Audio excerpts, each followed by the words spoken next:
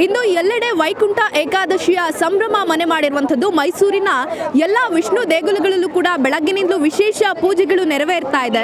ನಾವೀಗ ಒಂಟಿಕೊಪ್ಪಲ್ನಲ್ಲಿ ಇರುವಂತಹ ವೆಂಕಟರಮಣ ದೇಗುಲದಲ್ಲಿ ಇದ್ದೀವಿ. ನೀವು ಕೂಡ ದೃಶ್ಯಗಳಲ್ಲಿ ಗಮನಿಸ್ತಾ ಹೋಗಬಹುದು. ಬೆಳಗ್ಗಿನಿಂದಲೂ ಕೂಡ ಭಗವಾನ್ ವಿಷ್ಣುವಿನ ದರ್ಶನಕ್ಕಾಗಿ ಭಕ್ತರು ಸರತಿ ಸಾಲಿನಲ್ಲಿ ನಿಂತು ಕಾಯ್ತಾ ಇರುವಂಥದ್ದು. ಈಗಾಗಲೇ ವೈಕುಂಠ ದ್ವಾರ ಓಪನ್ ಕೂಡ ಆಗಿದೆ.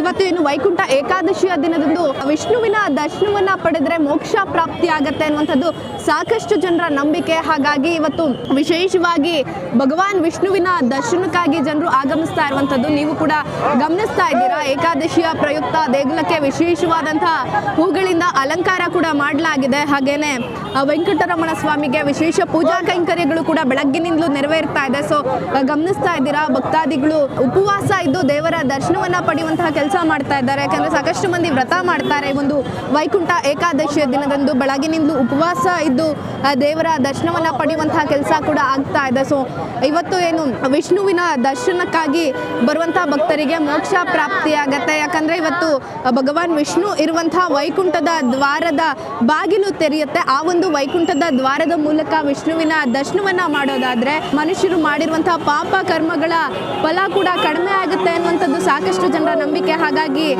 ಎಲ್ಲಾ ವಿಷ್ಣು ದೇವಾಲಯಗಳಲ್ಲೂ ಕೂಡ ಬೆಳಗ್ಗಿನಿಂದಲೂ ವಿಶೇಷ ಪೂಜೆಗಳು ನಡೀತಾ ಇದೆ. ಭಕ್ತಾದಿಗಳು ಸರತಿ ಸಾಲಿನಲ್ಲಿ ನಿಂತು ದೇವರ ದರ್ಶನವನ್ನ ಪಡಿತಾ ಇದ್ದಾರೆ.